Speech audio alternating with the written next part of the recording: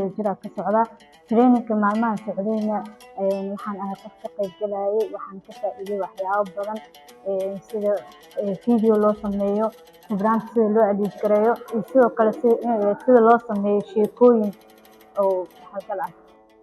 Marka horeba hobigaygu wuxuu ahaa inaan noqdo qof oo content creator ah oo kusoo biiro social media. Haddana tan waxay iga caawisay inaan ku dhiirado sidoo kale inaan mobilkaygu awal waxaan moodi jiray inay camera wanaagsan ay u baahan tahay inaad kusoo biirto social media, laakiin hadda waxaan ogaaday in mobilkaygaba uu yahay waxa aan ka samayn karo fiidiyowyada. kamid ah wariyaasha ka shaqeeya magaalada Muqdisho. Ugu horreyn tababarkan waxaa ku soo arkay page-ka soo jira ee Facebook-ga. Kabacdi si caadi ah ayaan usoo dalbaday. Waxaan ku guuleystay dadkii tababarkan in loo qabto kamid noqday. Muddada 3 cisho uu socday tababarkan, waxyaabaha aan ka bartay waxaa kamid ah in keligay aan sawirro qaadi karo, weliba taleefankayga anoo haysto. Ma umaleyn jirin sidaas dhan inay u fududahay. Sidoo kaleeto sheeko iyo wax walba u baahanahay inaad taleefankayga ku samayn karo. Muuqaalka sidoo kaleeto aan samayn karo, editing aan ku samayn karo.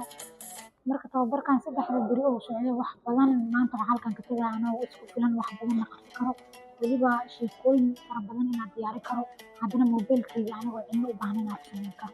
Tallaabada ugu horeyso oo aan rabo inaan qaado waxay tahay in anoo keligay aan taleefankayga ka qabsado meelaha oo kaleeto aan booqdo oo goobaha barakacayaasha oo kaleeto dhibaatooyinka ku sugan inaan sheekooyin qurux badan kasoo sameeyo.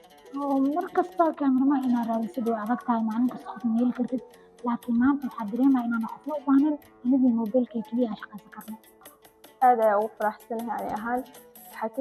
Seminaarkan waxyaabo badan uuna baray si oo gabdhaha keligood u istaagi karaan, waxyaabo badan u samaysan karaan, ganacsiyo haddee tahay waxyaabo badan shakhsiyan oo wax u qabsan karaan gabdhaha.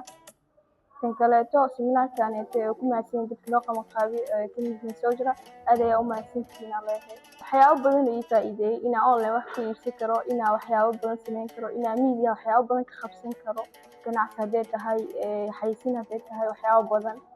Ani waxaa ku fikirayay inaan sameeyo maadaama aan fahmay mediaha inaan video editor aan noqdo fiidiyoyaal soo gudbin karo qurux badan, editor aan noqdo. awal ma samayn karin inaan waxaas dhan aan sameeyo, laakiin hadda waxaa ku dhiiran karaa keligay inaan baxo fiidiyoyaal soo samaysto, sawirro soo qaado, aan habaysan karo, aan baraha bulshada kusoo gudbin karo.